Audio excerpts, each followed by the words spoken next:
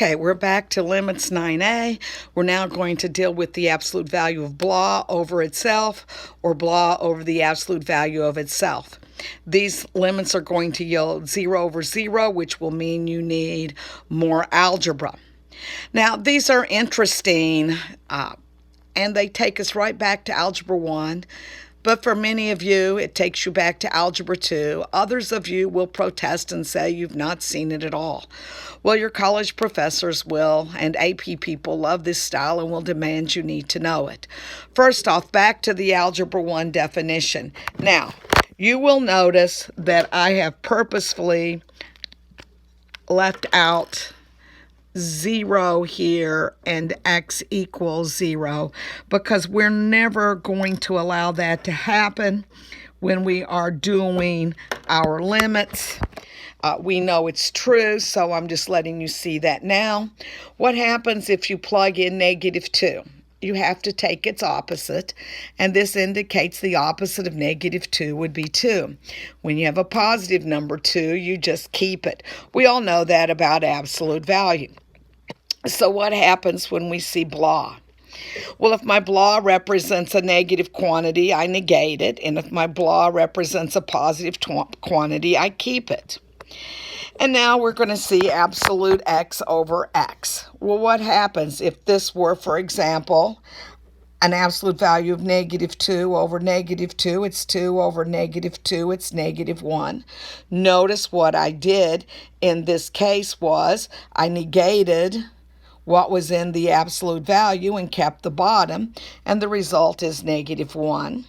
And what happens if I had been absolute 2 over 2? Notice I kept it. 2 over 2 is 1.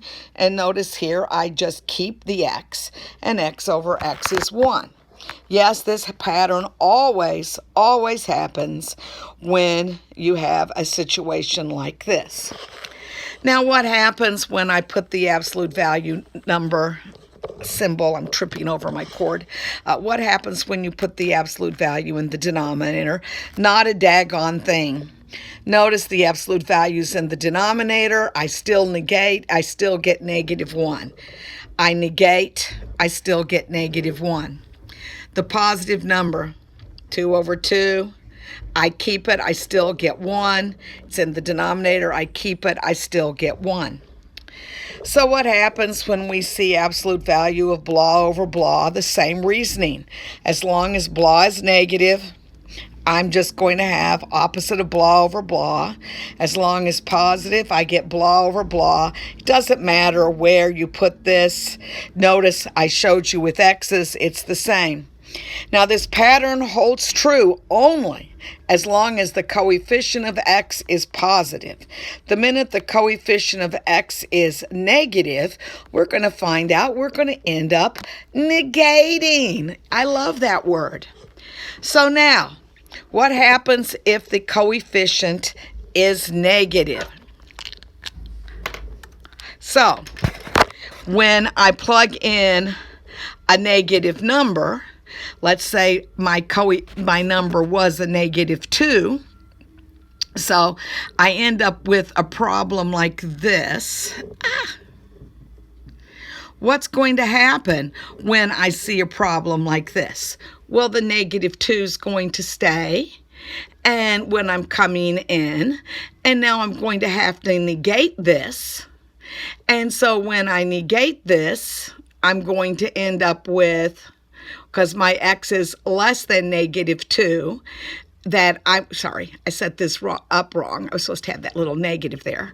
Okay, and so now when I come in here and I'm going to go through and I say my x is a negative number, so I'm letting x be -2.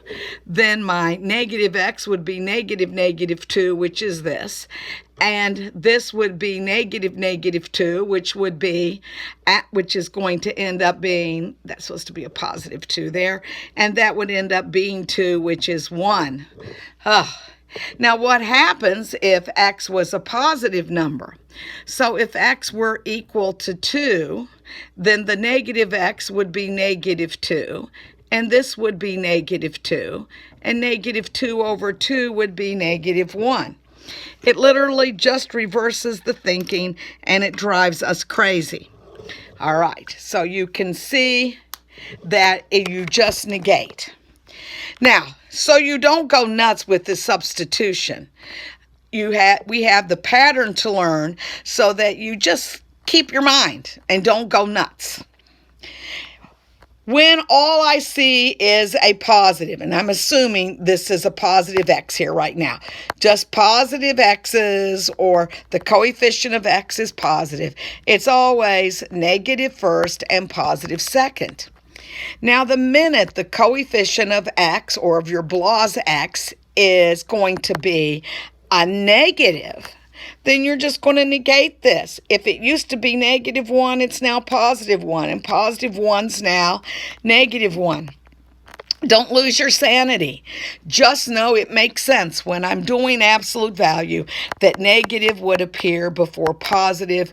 You're thinking of your number line. Okay, that usually what happens. And so as long as the coefficient of x is positive, this occurs.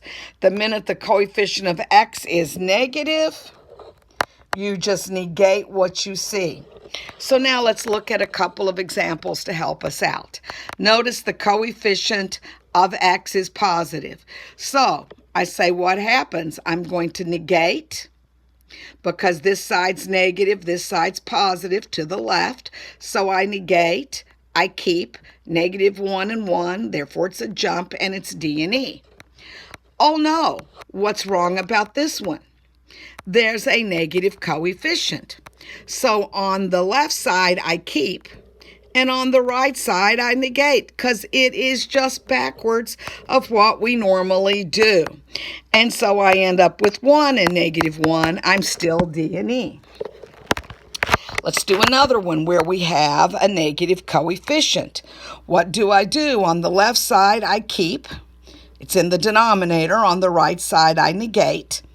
So I have 1 and -1. They're not equal. It's a jump, and it's D and E. Oh, what did she do? I just put a stupid 5 there. In fact, you'll find out that crazy 5 there, you could just go ahead and put it in front of the limit, because it's just a multiple. And so I notice my x coefficient's positive. And so we're back to normal. The left side we negate. So that represents -1, and I get -5. The right side we keep, and so it represents 1 when I cancel, and 5 times 1 is 5. These are not equal, so it's a jump. Now what happens when you see this? Well, no, I've got a common factor, because when I substitute, I got 0 over 0. What did that mean? It meant x plus 2 had to be a factor of the numerator and denominator. So now it's going to look a lot like this problem, only I've got the absolute value in the denominator. So when I do the left side, I keep the top and negate the bottom. 3 times -1 is -3. When I do the right side, I keep the top and keep the bottom, and 3 times 1 is 3. And -3 doesn't equal to +3, so indeed it's D and E, and it represents a jump. So end of the video part 2.